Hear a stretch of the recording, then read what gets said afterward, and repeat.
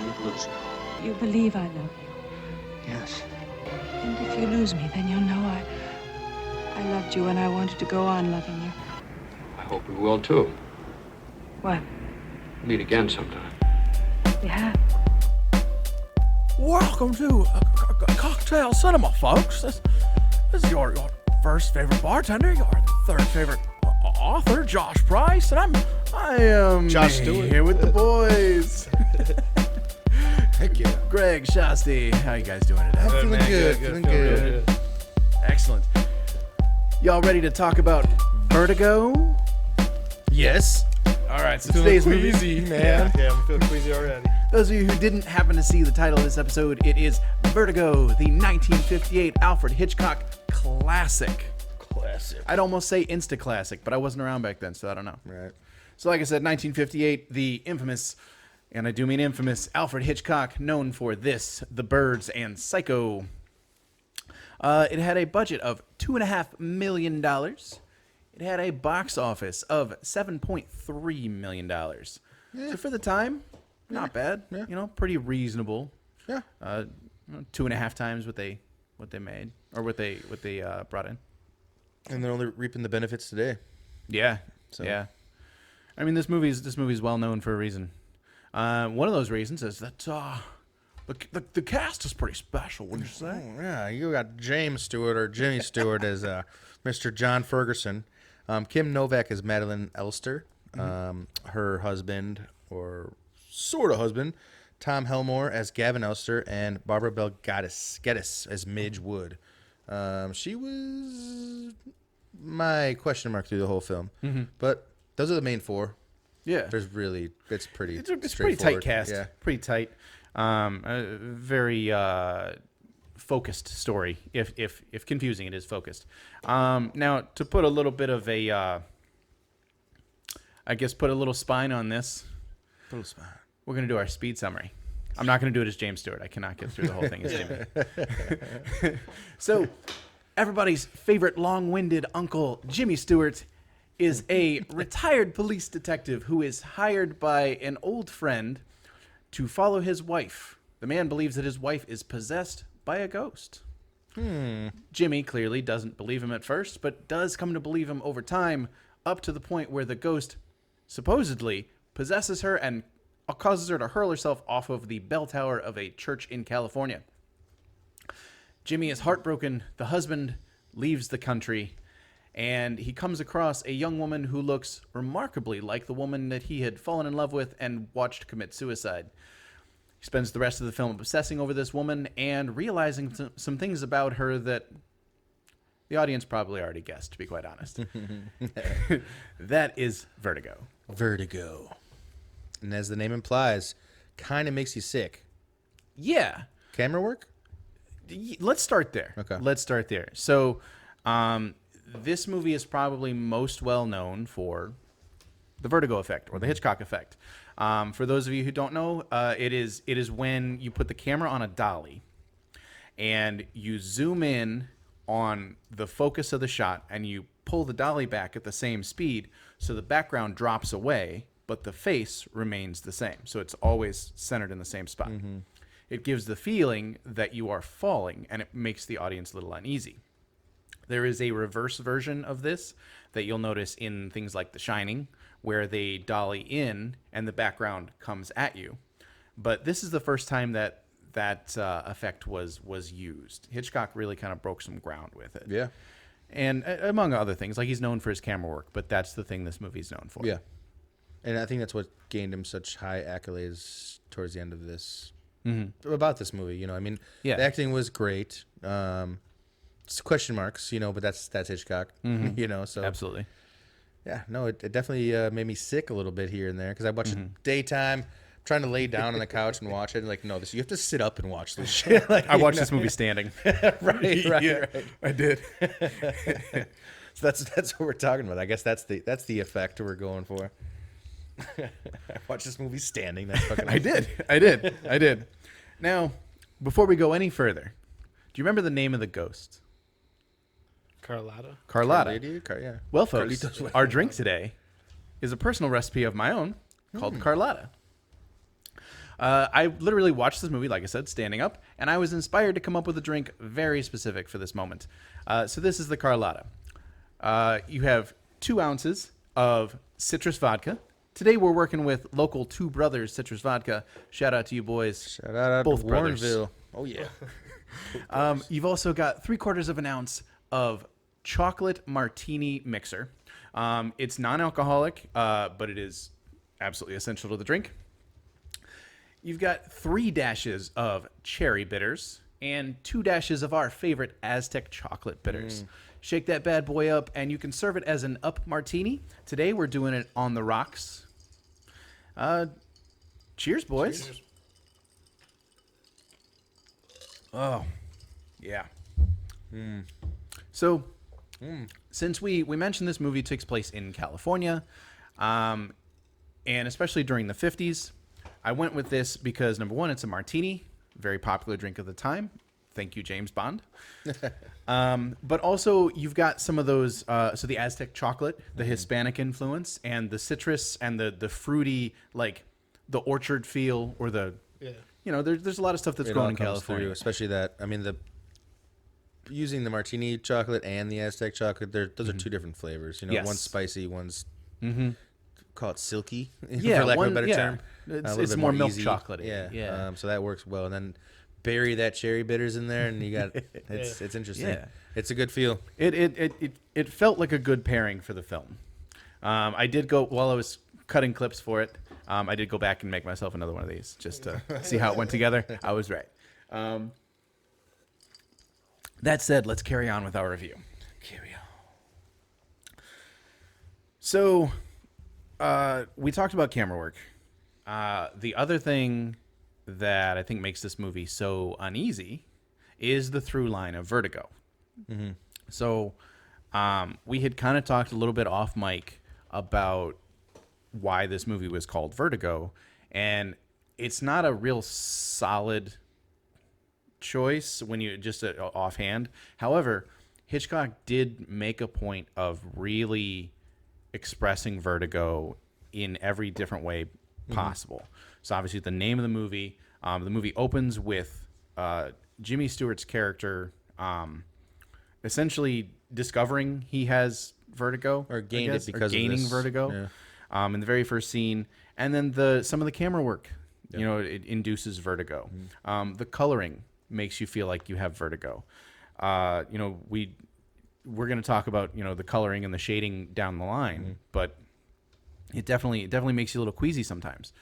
And then the music, a lot of the violins, there's just runs on the violins, and it kind of makes you Pulses, anxious. Makes you feel off kilter. And then the dialogue keeps you off kilter. The story is slow, then it's fast for a few minutes, and then it's really slow, and then it's fast for a few minutes. So it throws you off balance there as well.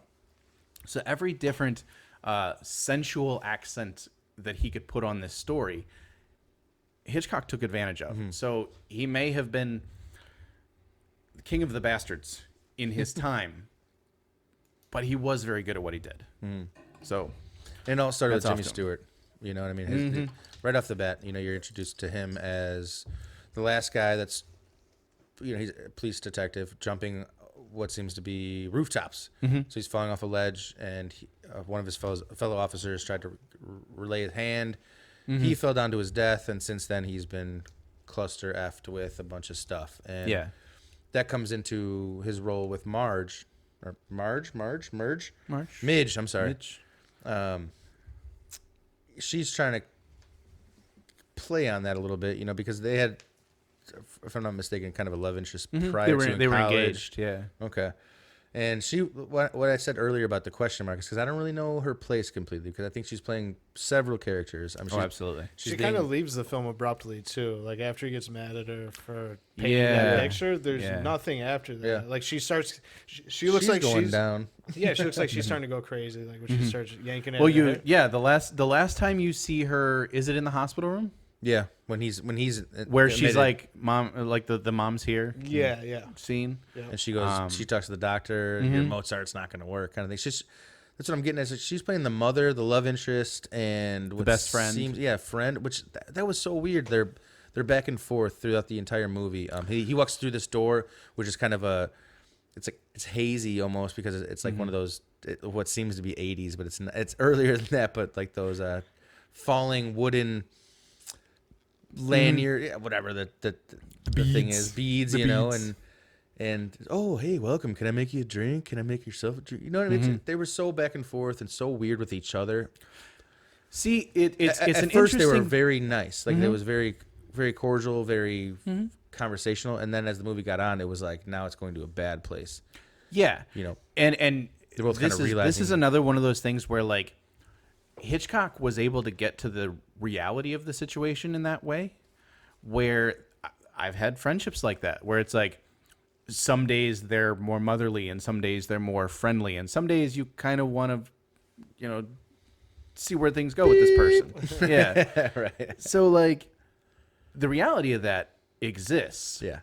But it doesn't necessarily belong in film, at least in this film. So, you know, 1958, we're still figuring out what belongs in film. Yeah. You know, we're still, I mean, today we're only 100 years into film. So there's, when you talk about, you know, literary bumps and things and potholes to avoid, writing has been around, like novel writing has been around for over 3,000 years. And I think you know? that whole segment added into like the Hitchcock hysteria, you know, Yeah. the unknown. He's so weird with his female actresses. You know what I mean? Something's uneasy on every female that's in every one of his movies. Hitchcock had problems, bro. Yeah, I know. Like, I'm just saying Hitchcock had just problems. that's another Vertigo sense. It's like his inability to, he can portray a man and his struggles very well, but has no business trying to touch the woman's side. He does, obviously, because he's done it and been through it, but this is a day where it's a man's world in the 50s, which is no chauvinistic stuff. Well, it's very from my similar to side. like I'm just saying Woody this is what Allen. it was. Yeah, exactly. That's all really apparent in the film. It's in the front ground of it. Yeah. Yeah, and like even you know after the wife apparently commits suicide, before everything's revealed, like you see him go down this path of obsession, where his love for this it's like Yoda said, like your attachments can consume you. This is a paraphrase because the whole conversation is backwards and takes forever. But if you read one of those books up there, you'll find it. Oh, the camera's. You read one of those books up there. So your love turns to obsession when you stop it up. It's like you stop it, you dam up the river, and suddenly there's more than you can handle, and you're obsessed about this person. Well, when that starts to spill over onto someone else, it's fucking damaging. Yeah, and it's obscure. You don't It's know which way's up. damaging. Yeah. So you watch him abuse this person and kind of change her forever, not just in the way she looks, but the way she interacts with other people. Because in order to get any kind of attention as herself from Jimmy Stewart's character, she has to pretend to be the person she was before, the person that he fell in love with, or thinks he fell in love with. Which is the second time she's pulled that shit. As far Well, as this whole movie's a mind bender. Yeah. And she's twisted into what seems to be three people. Like the wife of Gavin. On his side. Yeah. And then on Jimmy Stewart's side. And then back into Judy, which I think is her real the name. love interest, like when she falls in love with Jimmy, and then into Judy, and then back into Madeline. So Madeline, you're right. Madeline does have to. I forget about the whole ghost plot line. Like she has to pretend to be Carlotta. Yeah. So she's Carlotta, she's Madeline, and she's Judy. It's so weird. She disappears behind a tree, Like on she's purpose. give that girl the real person. Give that girl an Oscar because apparently she fooled everybody. Well, if you think about it, the whole time throughout the movie, she's playing somebody else. You know what I mean? So like her, And then she's playing her someone mental playing someone else. distress kind of gets to that point where she just wants to be loved after, after- Yeah. And she says that. If I do this, will you love me? Yeah. It's Just do it for me. Do it for me. That's what he says. Dude, I think your Jimmy Stewart's getting better and better as the night goes on. This is good. This is good. I've had lots of practice. Like my dad was a big Jimmy Stewart fan, so I saw this, and it's Wonderful Life, and Rear Window, and somebody goes to Washington. Mr. Whatever. Mr. Something goes to Washington. Mr. Bleep goes to Washington. So I had and then there's a Western. I'm getting off topic, but there's a Western that he was in that was really great. Those Baby Blues. Yeah, he just captured me. He just captured me. I think it was his voice more than anything, but Yeah, and he just seems like an honest dude. he does. But all right, so do me a favor. No. Okay, do this because I tell you to. Okay. All right. I'll be James Stewart. You can be Kim Novak. Do this for me. Okay. Put yourself in Judy's shoes. Judy or Madeline. Either. Well, technically, put yourself in Judy's shoes because Judy is the person that actually falls in love with his character. You're 26, and this man that you have been instructed to lead around San Francisco on a weird goose chase. Not even a wild, just weird goose chase. He's retired police detective, probably in what, late 50s, early 60s? Yeah, I would say 60-ish. How likely are you to get the hots for this man? Well, hey, no. I'm not here to pass any like judgment. I said, that's kind of front and center of this movie. That's what they're trying to portray. Like, but in those days, it was kind of the thing anyway. Like, Like anytime they're the shopping? men don't get younger, the women get older. right, You know what I mean? but like, it's San Francisco. I guess you're right. there's beautiful surfer dudes. Like the Beach Boys are down the road. It's like it's like Greg said with Heat. Oh yeah. with Pacino and Bobby Money just It kissing is all these weird, young yeah. girls, a bunch of old it's a dudes weird, just making and, out oh young my girls. god, we can talk about that for a minute. So fun to watch. Because the Jimmy Stewart kiss with his little Miss Lovey. We got that joint right here. Oh my goodness, dude! It's weird. He's got neck folds. He's like, all they do is look at that. Kind of, All they do yeah. is smush their face together. There's then no they like turn their real whole head. turn. Yeah, it's like it's not a sensual moment. It's like they don't kiss. They don't. They. Yeah, it's more like I'm taking you. It's more like like in the wild. It's like a You're cartoon mine. eating off of a plate. Just, so yeah. Ew. We talked about how like movies like Guess Who's Coming to Dinner are made by old white men for old white men. Yeah. I think movies like this are made by old white men for old white men. That creepy because- old white dude for right, like, other creepy. You know what I'd like to do, George? Is I'd really like to kiss Novak. Make it happen. Come here, girl. Come here. Do this for me. And if you don't, I'm gonna force you into it anyway. Right. Yeah. Now, just imagine. Well, granted, this is based on a book, but it's in French, so I couldn't read it. But I'm just imagining that there's not actually a love plot in that book. It's just straightforward. And Hitchcock and Jimmy Stewart got together like, James, do you know what needs to be in this movie? No, Al. Everything short of a sex scene. Make it as awkward as possible. We won't kiss. We'll Yes. we'll just put our faces really close together. So awkward. I mean, everything about it. Like, oh, she jumps into the Fargan Ocean. See, honestly, that's when you, like I said, the whole time I thought a twist was coming. I thought it was gonna be the spiritual twist. You know what I mean? Yeah. I didn't expect to be a murder plot. You know what I mean? So after this scene where she jumps in the bay, in the San Francisco Bay, and he saves her, You're on board. He takes her home. He undresses her and puts her in his bed and hangs up all of her clothes all over the apartment. Yeah. You know? Scandalous, even for today. After that, I was like, she woke up like cool with it. I'm like, all right, all that other shit aside, like that, no one's cool. So at that point, I kind of thought something was fishy, but couldn't Well, yeah, guess what was to come. That's You a know really what I mean? good point because let's juxtapose that scene against one similar. So this scene Ariel from Little Mermaid. Well, I was gonna go with. Nice. We'll talk about this scene, then I'll bring up the next one. So this scene is a beautiful woman is taken into an apartment by an old man, undressed while she's unconscious, and then she wakes up and she's cool with it.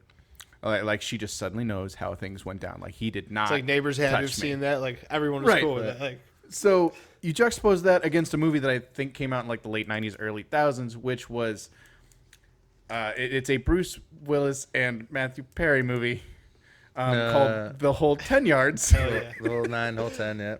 So The Whole 10 Yards is the sequel. And in that movie, Matthew Perry wakes up in a hotel bed, completely naked, with Bruce Willis walking around the room, and he is immediately suspicious. I was going to say freaked out if I know Matthew Perry. I mean, what's going on? Like, the writing here is mildly unbelievable. Yes. But it's one of the few nitpicks you can make with this movie. Yeah. I was just saying, like, from a viewer standpoint, you know, you want to, like, at the end of it, like, look back at when you figured it out or whatever. 'Cause it's always such a big twist for these films. And that was the first time I was like, all right, something's going on here, you know. It does have that Columbo feel. Like, you want to get there before Columbo does. Yeah. You want to get there before Jimmy Stewart does. That's what I thought it was weird, too, when you brought up the Midge whole hair point. I thought she was going to be scheming, but she fell off. You know, I thought that was, right away, I'm like, shit, I missed that point, and then throughout the whole movie, I thought it was, you went ghost with it. I was like, more like, nah, I think there's a little bit something that I missed on that one. And then, what were your feeling on the final scene? You know, when he's pushing her up the stairs, like, well, I have one more thing to relive my past. After he finds out that she's actually the woman that he thought she was, and he's just manhandling up these stairs to get to the final. Not calling out final destination, but final destination of this film, and I can do it now. I'm stronger now. Yeah. Well, He had to overcome his fear. He to did. feel the vertigo. Yeah. And that's the excuse he uses. But I think he's in such a moment of passionate obsession. Yeah. That she was going to die. And they skipped that whole time when he was in the psych ward. It was basically just Midge walking in, saying, like, Mozart, this is your song. And then talking to the doctor, like, he loved her, he loves her, and Mozart sucks, basically, and walks off. That was like her final scene. And they just get right into it from there. There's definitely, because they say it's going to be 6 months, 6 months to a year. They say that, and that weird, It's very abrupt. But yeah. But then they get right into that where he's like he's searching for his dead girlfriend that was somebody else's wife. Well, and when you go back to him in society again, he's revisiting the places where they used to go. Yeah. So it's not he's necessarily looking for her. He just goes to those places, and in those places there are people that dress and look like her. And this is kind of how he gets ensnared. With, like, if he had just not gone to the restaurant, I think all the other places would have been nice, like, moments of memory for him, but they wouldn't have pulled him in to start looking for her. Because you're right, he does look for her, but in the beginning he's just there. And do you think that he wants to absorb the amount of fantasy that they have between their relationship, as far as her kind of wisping off behind trees and, like, kind of treating it as a ghost, or played some kind of element into that, as far as the end game? I don't know why he fell in love with story. her. I don't know why he fell in love with her. Right. Yeah, she's absolutely a smoke show. Yeah, she's gorgeous. Yeah, But personality-wise, it doesn't seem like they have enough interaction. Like, off the bat, you're saying? Like, when Yeah, he thought like- she was mad? I think it was because she was, like, he just saw that she was, like, suicidal. Yeah. And, like, Helpless. something was overcoming her in the Yeah. sense that his vertigo was overcoming him and controlling his life. And That's a good point. not allowing him to kind of... I feel like, yeah, like, it was her kind of obsession with the dead, with her aunt, and constantly going to the grave. earlier in the and movie, him kind of too, being in a limbo of, like, always freaking out with the vertigo. for sure. And then earlier in the movie too, Midge makes a comment saying, "You're never going to come back from this unless there's another giant traumatic moment in your life." Which kind of, I would like to think that played a part in the ending. Maybe because the movie ended with basically him like this, like, oh fuck. Well, that's the whole point. Having because watched her die that's twice. the whole point. Is like, it's like he Yeah. overcomes his vertigo. He went up there, like you just said a minute ago, and we kind And of I was standing over lost it, track. yeah. You're like, she was gonna die either way, which I agree with you. When he was going up those steps, he was gonna he was gonna kill her, right? Yeah. But they get up there and they do make up and they kiss. Yeah. And it's the nun that startles her and falls to her death. You know Yeah. what I mean? So like, Yeah. at some point, I also believe that changes. But Midge tells him, like, or Yeah. Like, well, you can be free if you confront it with another life. Yeah. And I wasn't completely sold on the fact that she was startled and fell. I was kind of, part of me was like, because it seemed like she kind of turned her shoulders as to the fact like she was afraid of going to jail because now all of her shit is in the air. The nun kind of stumbled upon them. She heard a sound. She I got wasn't a completely cast sold. of judgment. Yeah, and I know. and That giant, like, because it started as like a silhouette, a big like devilish, Scary. like Yeah, what you yeah. talk about, like a ghost. Yeah. And then it kind of formed into a nun, and I think that's when she took. That part was convoluted a little bit to me. I think did she jump or did she fall? 'Cause I know think she fell. However, it's all about you have to go back and watch it real slowly to see exactly how it happens. Yeah, I watched because it it like happens 5 in like times, 2 yeah. seconds. Yeah. So she's face to face with Jimmy Stewart, and the nun comes up from her left. So the window out the bell tower is on her right, and she's square on with Jimmy Stewart. Number one, in this moment, she is emotionally traumatized already. So adrenaline. She's blood not pumping. herself. Yeah. Anyway, she's already a figment of her own imagination at this point. So she's stressed to the max. She's jumpy. You're tightly wound. This nun comes out of the dark and startles her. So first she jumps, then she turns, and as she turns, she steps toward. So instead of stepping towards Jimmy Stewart, because she's still kind of afraid of him, she sidesteps him, and that's what puts her out the window. Is as she goes around Jimmy Stewart, she is startled out the window. Okay.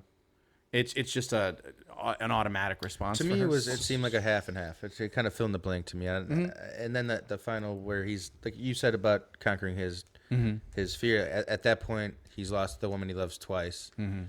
So Vertigo doesn't really matter. For me, that's Yeah. the bone chilling part about this Hitchcock film is that he lost her twice. Yeah. And Yeah. like I said, at what cost? You know what I mean? He had lost her twice and his other partner in the police force too. Yeah. But the shriek when she falls down the second time, I don't know if you notice, it's the same shriek, Yeah. like same audio take as the first time. when they throw his wife's as when they throw Galvin's dead. His wife's already dead. They throw her dead body So over. he broke her neck before. And Madeline or Judy screams. It's the same scream when she comes down and actually falls to her death, which Yeah. is like, even if you don't know that, you hear it in your head and it kind of like gives you, you it brings you know back. it. Yeah, you feel it's Yeah. And they cut Brilliantly right away, done. So it's Brilliantly when I done. thought they were going up, I thought it's going to be a, like I said, homicide suicide. Yeah.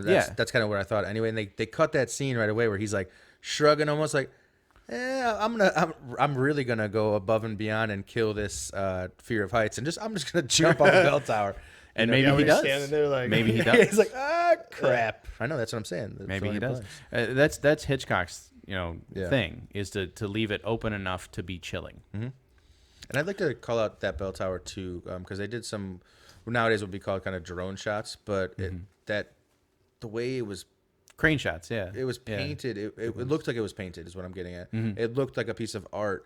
Like it looked clay. It looked broad strokes. It looked amazing. And the only thing that separated it was there was a couple people that were moving on the bottom on that. But it was a total picture moment. It was that the whole movie's based around that small area in whatever an hour south of LA or whatever it was. Well, San Francisco. the landscape and the soundtrack are characters all their own, and that's a hallmark of Hitchcock's work altogether. Like a very similar movie to this is Rebecca, another adaptation, where it's another coastal town and another dead wife mystery, and another new girl that is forced to look like the old person.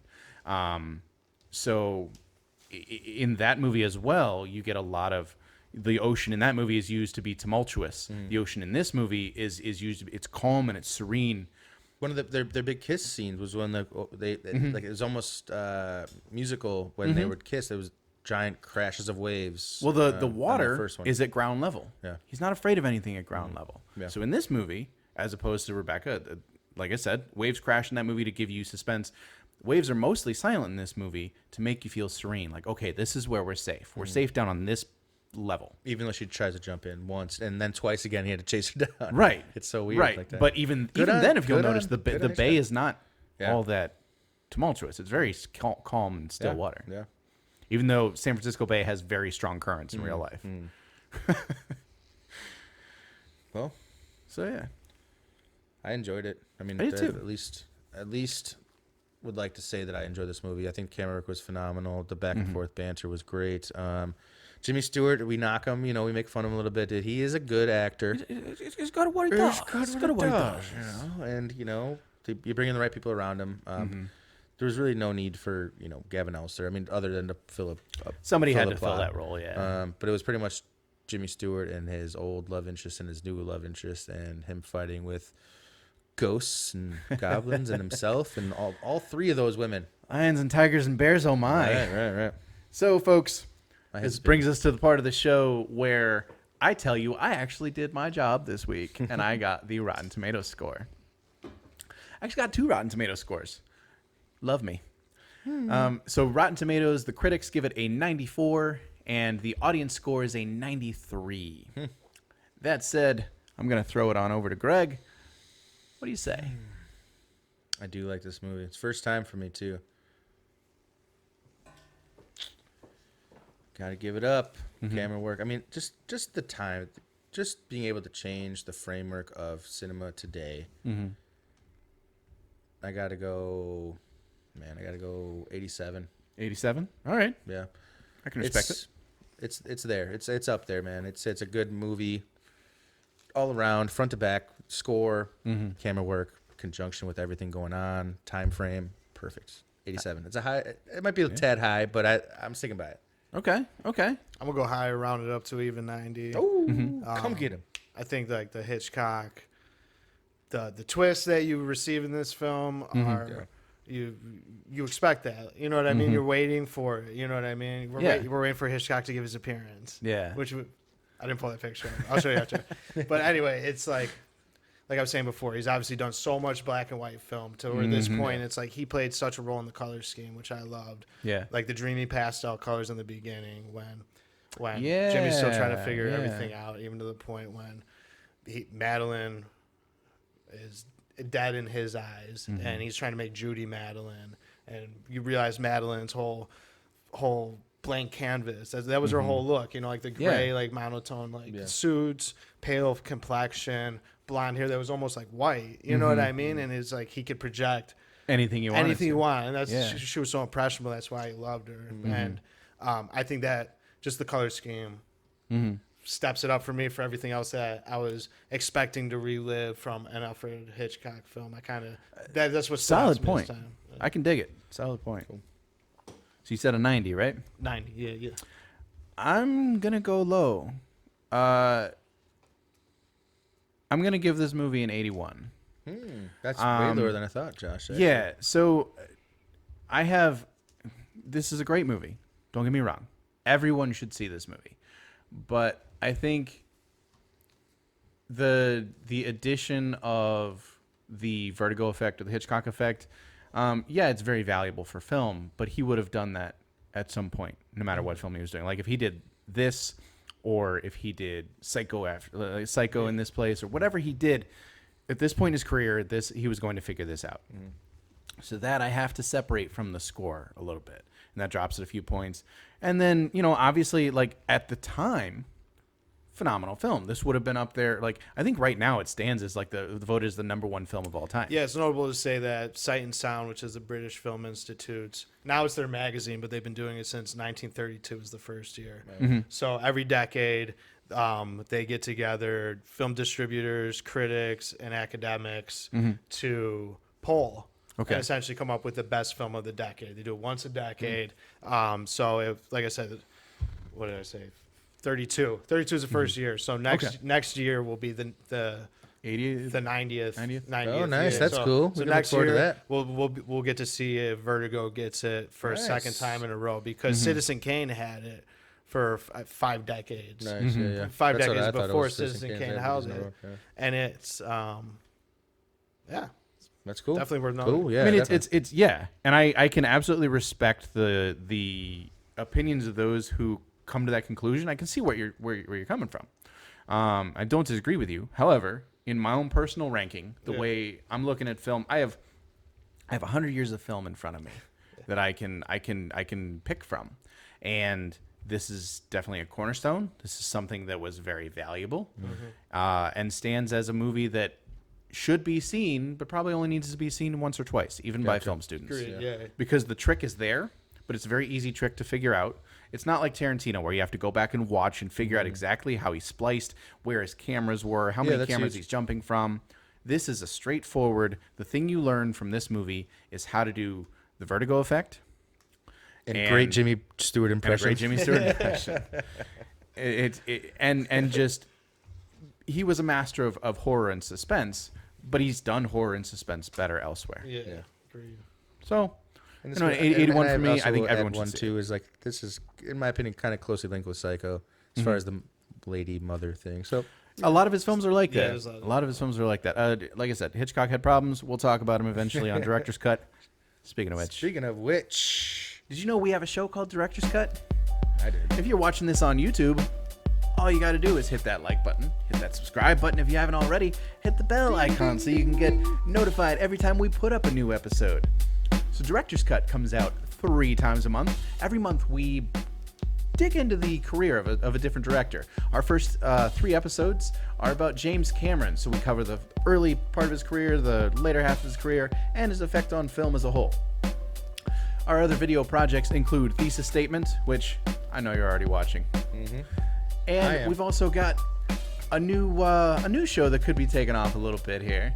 We have 4 episodes scheduled so far of Josh's Hot Takes, the show where I do something terrible to my body and review a movie. Our first episode is I do the 1 chip challenge and review Magic Mike. It's It glorious. was a hot moment. It was a hot moment. That was great for all of us. Josh, hey Josh, what movie are you reviewing? Magic Mike. Why the hell are you so sweaty? You have to see for yourself why you're so sweaty. Oh man. So yeah, we got a lot of video content coming your way. Don't worry, the podcasts are going nowhere. Cocktail Cinema is still going to be coming out every Sunday on YouTube and anywhere you get your podcasts online. Speaking of things you can get online, I wrote a book. I'm getting really good at these transitions. I wrote a book. It's a young adult fantasy novel called Reaper. It is the first in a series called The Gatekeepers. You can find it on Amazon.com, BarnesNoble.com, anywhere online you buy your books in hardcover, paperback, and ebook. Please buy my book. Buy my book. It's a good book. Buy my book. Buy that bargain book. Grego, talk to me. Talk to me, baby. Find me at the Podcaster on Twitter. Love to be here with you guys every week, cranking out some content. And Director's Cut is gonna be fire. The chip challenge is glorious. Stay tuned to what we got going on. We're having fun with this. You guys should be excited just as much as we are. Absolutely. Absolutely. Master of the mix, king of the keyboard. Talk to me. Yeah. We're not worthy. Yeah, right. You guys can keep finding me right here. Hit up our Patreon page. Shout out to all our patrons. We love you. absolutely. We Love see you. you. Love you. We appreciate it. And just keep coming back. We have a lot of fun doing this, so I hope you guys do too. Thank you. Absolutely. If you'd like to join our Patreon, you can head on over to patreon.com/Sippable Opinions. There, you will get exclusive episodes of this podcast, early access to absolutely everything we put out, and exclusive pilots to shows that nobody else gets to see. Definitely worth the money, and you can get some exclusive merch. Depending on what level you support us at, we love you all the same, but you can get some different stuff. So it all just depends on what you're after. That said, I'd like to remind everyone that all of our music is produced by Shasti himself, often written and performed by him as well. Every now and then you will hear Grego on the bass. Listen up to our Fozcast episodes to hear his work. That said, my favorite phrase. We see you, we hear you, we love you, and we'd like to say goodbye.